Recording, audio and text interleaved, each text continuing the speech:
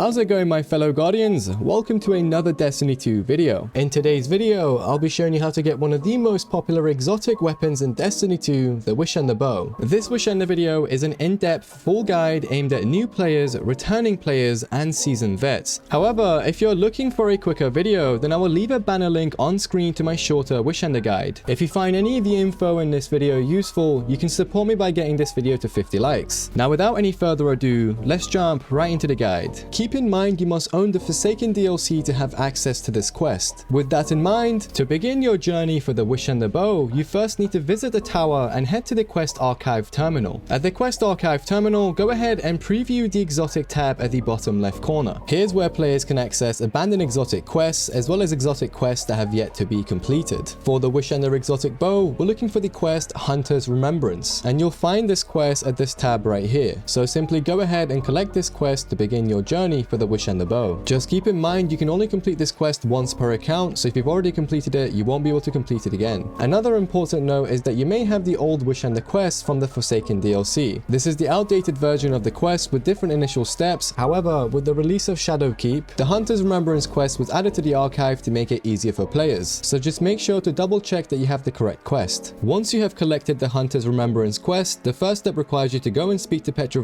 in the Dreaming City. To do this, open the director, select the Dreaming City, and mark Petra to make it easier to travel to her. Keep in mind that she rotates locations on a 3-week curse cycle. Once you find Petra, speak to her to receive the Awoken Memento. This is a very important quest item that goes into your weapon's kinetic slot, so make sure to have space in your kinetic slot for this item. It's important to note that without the Awoken Memento, your quest will be stuck on step 3 and the quest will no longer progress beyond that point, even on another character. This can happen if you deleted the memento from your kinetic slot for space or deleted a character that was holding the memento. For any Guardian in this predicament, I have read on Reddit and in some comments that you can return to Petra to collect another Awoken Memento. Now, this doesn't seem to be the case for everyone, but I still suggest to attempt this to see if it works for you. If you manage to get another memento from Petra, you can try finishing the quest, as this has worked for some players, but it isn't guaranteed. It's best to make sure that you have the Awoken Memento before you get to step 3, because that's when it mostly bugs out. After collecting the Awoken Memento, your quest will update, and now you will need to summon and defeat 3 named bosses within the Shattered Throne dungeon: Querim, Eriviks, and Xavoth. This step involves depositing 4 relics at different locations inside the Shattered Throne dungeon in order to summon and defeat the 3 bosses. Once you load inside of the dungeon, run forward until you reach a door which will automatically open. Now, the first boss you must defeat is Querim. Querim can be summoned in the first encounter of the dungeon, the Labyrinth. It's important to summon and defeat Querim first before completing the first encounter mechanics, otherwise you'll have to restart. And luckily, the first boss is very easy to summon and defeat. Now, once the automatic doors open, you should be able to see the temple and the towers on top. To summon Querim, you must pick up the first relic from the left tower and deposit it at the open-handed statue in the right tower. So to get to the left tower, you need to continue running forward on this broken bridge until you reach the temple entrance.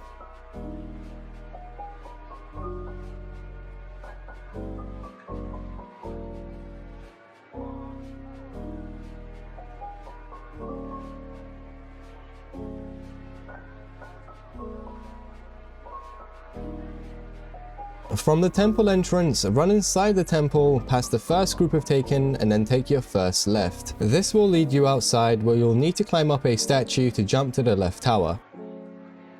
Once you're outside, you'll see the statue in front of you. You can use the side of the statue to climb up, or alternatively, you can use Strand Grapple as it's useful for this part. When you reach the top of the statue, position yourself to jump to the left tower that's shown in the gameplay. Now head towards the corner of the tower where you'll find the first relic. Pick up the first relic and then make your way back towards the statue you just climbed. If you lose the relic for whatever reason, you can simply pick up another from the same spot. From here, jump on the handrail and then jump back on the statue from earlier. Keep in mind you can press RB on Xbox, R1 on PlayStation, or whatever your melee button is bind to swing forward with the relic once in the air. From the top of the statue, jump onto the right tower that you see on screen. For hunters, simply time your jumps, then use the relic melee to push you forward. If you don't make the jump and fall down, that's okay, because you can climb up the side from here to the top of the right tower.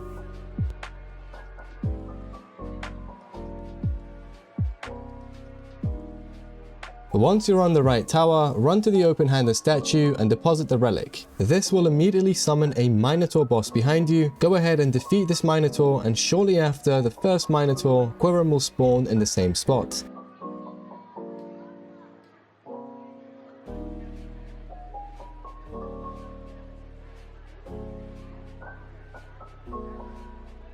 After defeating Querim, you will receive one of 3 waking totems for the quest, and the first objective for the quest will be ticked off. Now you need to make your way back towards the entrance of the temple where the first group of enemies spawned. From here, look at the light in the distance to navigate back down to the entrance of the temple. Now you will need to complete the labyrinth encounter mechanics to progress further within the dungeon. To do this, you must defeat 7 miniboss taken knights at 7 different locations around the labyrinth. Start by clearing out the first group of taken adds and the knight at the entrance of the temple. After defeating the knight, a symbol will appear in the middle of the room. You will need to travel to the corresponding symbol room, which will lead you to the next knight. On screen is a map of the first encounter with all the symbol locations, which should help you navigate around with more ease. In my gameplay, I got the sitting bird, and this means I have to travel to the corresponding symbol room using the map. The symbol is highlighted on the map as well as the path I took. The corresponding symbols will be visible in the back of the room on a wall, and there will be adds and a yellow bar knight, which is how you know you're in the right room. Defeating each knight gives you a different symbol, and you must defeat all 7 knights to open the doorway for the next section of the dungeon and quest. Keep in mind the symbol order is random, but the locations remain the same. Once you get the downbird symbol, this will be the last room you must clear before the encounter is complete and the doorway opens. Continue by jumping down the open doorway and follow the path until you're outside. In this section of the dungeon, you will need to traverse down the descent to reach the next 2 relics you must pick up and deposit to summon Eriviks. Keep in mind this will be your spawn location for now, and you won't receive a checkpoint until the throwaway, which is quite ahead. From here, jump down to the platforms below you and follow the stairs up to the next section. You can either defeat the enemies for ammo or run past them up the stairs. To progress further, you must head to the top floor and defeat the yellow bar captain to open the door to the next section, Hobgoblin Hallway. The Hobgoblin Hallway is a broken bridge occupied by hobgoblins and other taken, which you must cross to get to the next section. You can take it slow here and defeat the enemies to get to the other side. If you're not very confident, I highly suggest to take it slow as you still don't have a checkpoint. To make this easier, I recommend using the solar subclass with healing grenades and the fragment Ember of Empyrean. Pair this with a solar weapon such as Still Hunt, Sunshot, or a Baron action to have constant restoration. Another worthy mention is the solar machine gun, fixed odds, otherwise any other solar machine gun is viable. It's also worth equipping 2 sniper damage resistance mods on your chest armor to reduce incoming damage from enemies more than 29 meters away by 25%, allowing you to take more hits.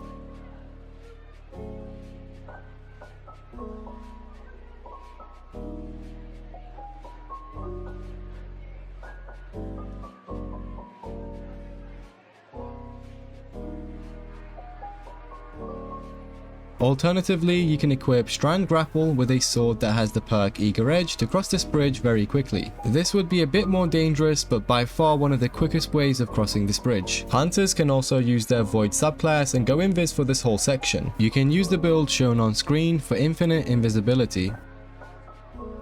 After crossing the Hobgoblin Hallway, you will arrive at the Ogre Catwalk. Keep in mind you still don't have a new checkpoint, and if you die for whatever reason, you will be sent back before the Hobgoblin Hallway, so make sure to take your time on this part. For this part, you will have to cross the catwalk to pick up and deposit 1 out of 2 relics at the open-handed statue for the next boss. Taken ogres will also spawn in this room, and you must defeat them to avoid being pushed off. If you have the exotic Malfeasance, I suggest using that as it does increase damage to the taken ogres, or alternatively use any sniper or scat rifle to defeat the ogres. Now defeat the 2 taken ogres, then cross the catwalk and take your first right to the pillar where you defeated the closest ogre. Once you reach the pillar, another taken ogre will spawn, so turn around and defeat them so it's safe. Walk around to the back of the pillar where you'll find the relic you must pick up and deposit at the open-handed statue. Take your time and just follow the path shown on screen to reach the statue you must deposit at.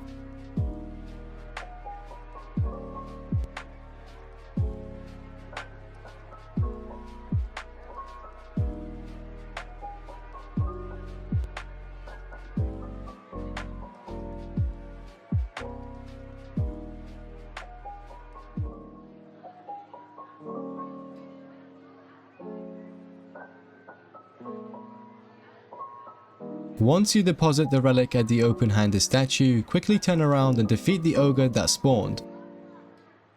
It's important to note that if you die on this section, you will be sent back quite far, and you'll also have to deposit the relic for this section again. After depositing the ogre catwalk relic, you must now head to the next section, Thrallway. To do this, follow the path shown on screen. As you're crossing the catwalk, keep a lookout for another 2 ogres that will spawn ahead of you, and make sure to defeat them before they shoot you with their beam and push you off.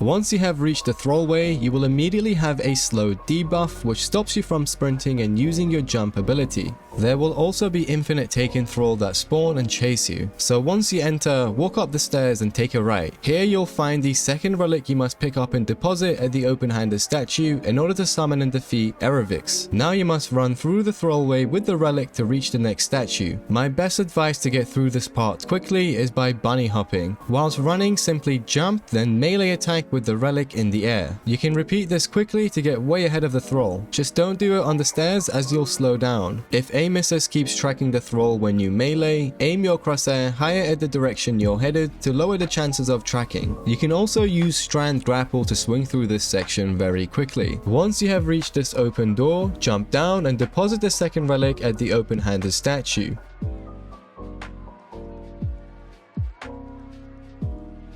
Now if you die for whatever reason while sprinting through the Thrallway, you will respawn at the entrance of this section. If this happens, you will also have to repeat the catwalk relic and the Thrallway relic again. When you respawn outside the Thrallway, use the cliff's edge to jump back onto the beams. Since you got the Thrallway room checkpoint, the ogres will no longer spawn in the catwalk room, making it safer and easier to cross with the relic. Now retrace your steps back to the pillar, then pick up and deposit the relic at the statue once again. Once you're finished with the catwalk room relic, make sure to pick up and deposit the Thrallway room relic. After depositing the Thrallway relic, a closed door to a room will open, which is where you'll find Eriviks, the captain boss. Follow the path on screen and head straight to the open door in front of you. Once inside, defeat the taken scions until the captain boss spawns in the middle of the room. Defeat all of the taken scions to stop them from spawning, making the fight against Eriviks easier. This boss uses a combination of a shrapnel launcher and a darkness projectile that he throws, and if you're caught in the wave, you'll be blinded and sustain a lot of damage. The shrapnel launcher is also lethal and it can chew through your health if you're not careful, so it's best to either use distance as your advantage or charge and defeat him very quickly. Now if you die fighting the captain, then you'll be sent back to the exit of the Thrallway, as this is your new checkpoint and the door to Eriviks will be closed. So now you must go and repeat the ogre catwalk relic and the Thrallway relic to open the door and spawn Eriviks again. You'll have to jump back up to the Thrallway, and to do this either use the navigator's catalyst with strand grapple, or you can climb a little higher using the objects around and use strand grapple on its own.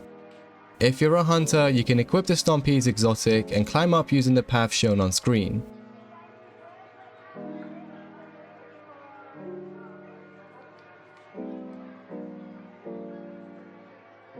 Now just backtrack through the Thrallway until you reach the Ogre Catwalk, then pick up and deposit both of the relics. After successfully depositing both relics and defeating Eriviks, you will receive the second Waking Totem for the quest, and the second objective for the quest will be ticked off. Now you'll need to run through the last part of the descent to reach the next section, Eleusinia, to summon and defeat the Ogre boss Xavoth. Continue by heading through the same doors you entered and take a left when you're outside. Once outside, use the wall to scale to get to the other side and enter the temple to reach the final boss. Be mindful of the blights on the walls that can push you off. There are also taken phalanx which can launch you off the edge. It's best to take your time and watch your step here. Now follow the path shown on screen to reach the next section.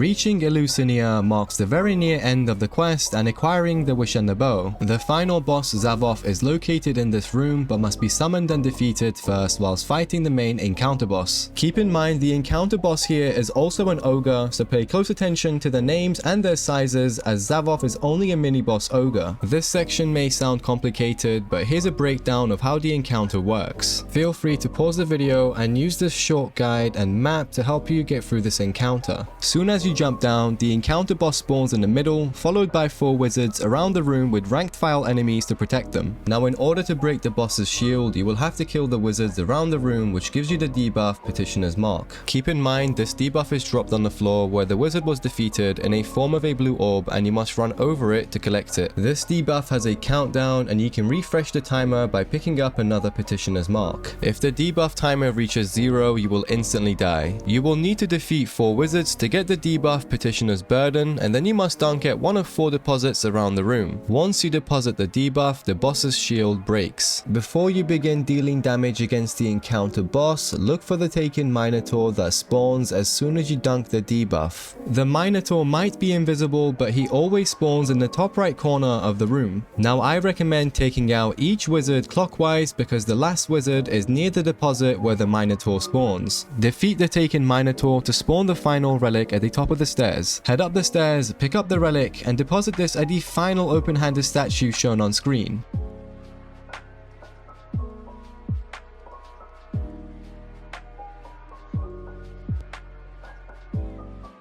Once you deposit the relic, quickly turn around and shoot the Axion darts the boss threw at you to avoid dying. The main objective now is to kill Xavoth, so if you die during this encounter, the quest has already progressed, and when you respawn, you will just have to defeat the encounter boss. Now Xavoth tends to float around the encounter boss, so keep your distance and take your time when on this part. If you defeat any wizards, avoid collecting the debuff to give yourself all the time you need to defeat Xavoth. After successfully defeating Xavoth, you will receive the 3rd and final waking totem for the quest, and the 3rd objective for the quest will be ticked off. You're moments away from the finish line, but now you will need to defeat the encounter boss to open the door to the statue that will reward you the Wishender exotic bow. So now repeat what you just did, kill the 4 wizards, get Petitioner's Burden, and dunk at one of the 4 deposits you haven't been to already. This will break the boss's shield and you can deal damage against him. My biggest tip for this encounter is to avoid rushing and focus on doing one thing at a time. This will make the mechanics very easy and manageable. DPS may take 2 phases, so make sure to equip your best loadout. Once again, I recommend the build and loadout from earlier. This includes solar healing grenades combined with the fragment Ember of Empyrean, whilst using any solar weapon or ability to get kills and refresh restoration. After defeating the encounter ogre, the next doorway will open. Follow the stairs up, leading you to Sjur Eido's statue. All of the effort you've been through will now be paid off. Hold to interact with the statue to receive the Wishender exotic bow. Congratulations on acquiring the Wishender and completing one of the challenging quests in Destiny 2. Now you will need to speak to Petra in the Dreaming City one last time to conclude the Hunters Remembrance quest. Speak to her to receive a tincture, and if you can't collect it, head into your inventory and use the tincture, then you should be able to collect it from her. Thank you, Guardian, if you've watched this far in the video. If you found this guide helpful, you can support me by getting this video to 50 likes. You can also subscribe to never miss out on my future Destiny uploads. If you have any questions or suggestions for the next Destiny video, leave a comment below and I'll reply. As always, Guardians, have a wonderful day and peace out.